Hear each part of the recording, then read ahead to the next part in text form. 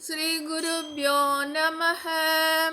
हर हर शंकर जय जय शंकर, हर हर शंकर जय जय शंकर। कांची शंकर कमकोटि शंकर, गुरुवडि शरणम तिरुवडि शरणम, गुरुवडि शरणम तिरुवडि शरणम।